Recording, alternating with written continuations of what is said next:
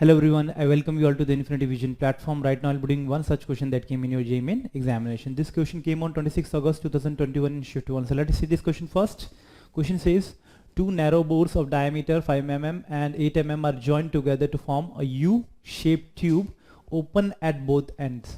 Okay, and if U tube contains water, what is the difference in the level of the two limbs of the tube? So that means you have been given this setup in which a U tube has been given to you, okay,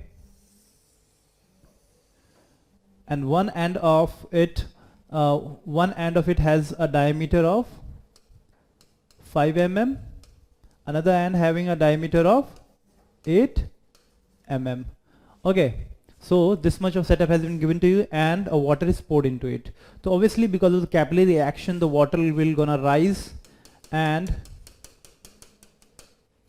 here if this much of water has been there and it has risen to this this particular point in this shape, so in this tube, and what about in the second tube, the height at which it will rise is somewhat less as compared to this, because it's a narrow tube. So the height of rise in this narrow tube would be more because of the capillary action as compared to the wider tube. Okay, and let the difference between the height is delta x. Let it be x or delta at whatever you can take.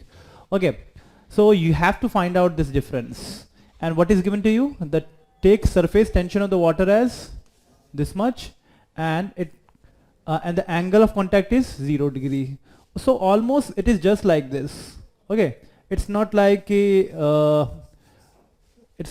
you'll be getting this much of meniscus. So this angle of and this angle is almost flat. Okay, so the angle of contact is almost 0 degree. Okay, so and G is also given to you as 10 meter per second square, and density of water is also given to you, which is 1000 kg per meter cube. So now you need to find out what is the difference between their level. Okay, so what we can do is, we also know that because since it is open from both the ends, so that means atmosphere will also gonna apply some pressure. Okay, don't you think? And at the bottom of it, since if it is a U-shaped tube and it's at this level, which is the bottom of this tube, so at the same level, the pressure at this point A and the pressure at this point B would be same. Okay, because the pressure at the same level would be same. Okay, and what is the pressure difference between these two, the outside as well as near the surface of the capillary tube? What would be the pressure difference? We already know that the pressure difference, if the liquid is just like this and outside pressure is P1 and inside pressure of the liquid is P2, so we already know that this P2 minus this P1 minus P2 is nothing but 2T by R. And what is R over here? R is a radius. Okay, so this is the pressure difference that you should learn. So the pressure difference between the inside and the as well as outside portion, if this is inside and this is outside portion, is always equal to 2T by R, where T is a surface tension of the liquid, R is the radius. Okay, since this will be like this, so this radius is also this much is the radius, because if I'll redraw it, this would be a complete circle. Okay, whose radius is also given to you, and if the inside and outside pressure difference you need to find out, so it must be equal to 2T by R. Okay, outside this P1, in this particular situation, this P1 is atmospheric pressure, so you can easily say that let it be PA, that is atmospheric pressure, minus P2 is equal to 2T by R. So what will be the P2 value? So P2 would be equivalent to PA minus 2T by R. So same case will happen in this tube also. The pressure difference between these two must be equal to PA, because the pressure is also, atmospheric pressure is also applied over here also. Okay, now this pressure at this particular point, which is P2, and here it is, let it be P3. Okay, so this pressure at this point and at this point you can easily find it by this equation. So P2 would be equivalent to P atmosphere minus 2T by R1.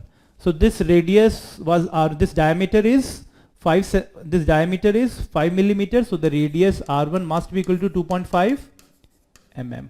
Okay. Here also this R2, this radius of this is 4 mm. Okay, because diameter is 8 mm. Okay, and P3 would be equal to PA minus 2T by R2. Okay, so this is the expression that we have got. Now pressure at this point at the surface of the liquid is P3 and here it is P2. At the bottom, pressure at the bottom would be same, because the pressure at A must be equal to pressure at B, because at the same level the pressure is always same in the even in the U tube. Okay, so pressure because of this much of liquid and pressure because of this much of liquid plus P2 and P3, that you need to find out. Okay, so let this height be h, this much of height be h. Okay, so now we'll be equating PA and PB and eventually we'll be finding the values.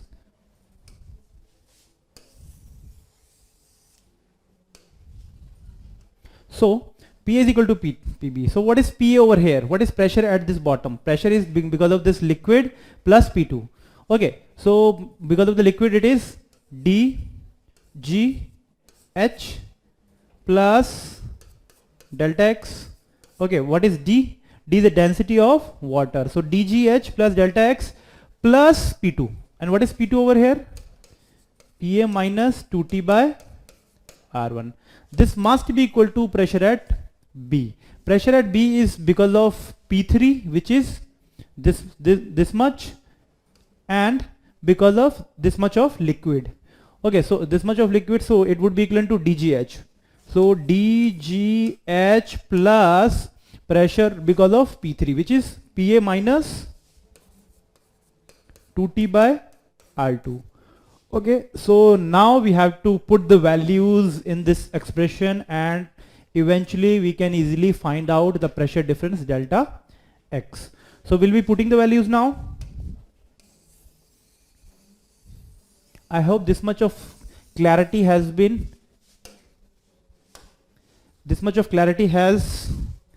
attained to you, and now we'll be putting the values. So D is a water density. Water density is 10 raised to power 3. G is 10. H height, that we don't know. Okay. Also this PA and PA would also cancel out each other. Don't you think? This PA and PA would also get cancel out each other. Okay.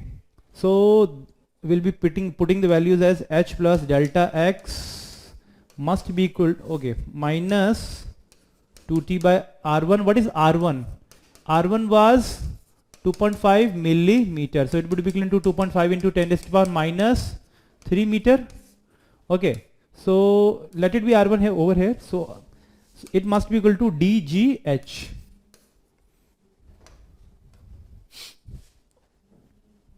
Okay, suppose if this dGH come over here, so what we'll be getting? So this can also be expression as dGH plus dG delta X. This can also be written just like this, plus PA can easily be cancelled out. So 2T by R1 must be equal to dGH minus 2T by R2. This was the expression. So dGH and dGH can easily cancel out each other. So you need not put the values right now. Okay. So dGH delta X. So dG delta X must be equal to, if 2T R1 will go over there, so you'll be getting 2T by R1 minus 2T by R2. This expression is somewhat lengthier, so make sure you come to this conclusion at the first sight only. So if once you are seeing the questions, you have to come to this conclusion very fast. Otherwise this question will take a lot of time. Okay.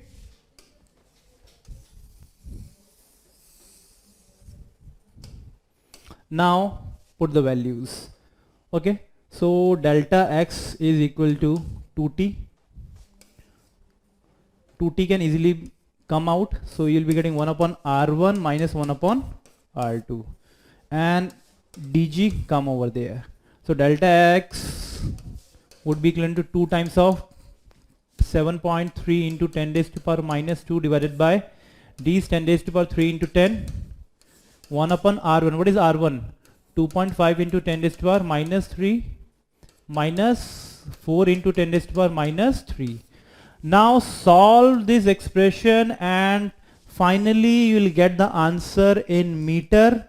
Then convert that into millimeter and you will get this value of 2.19 millimeter.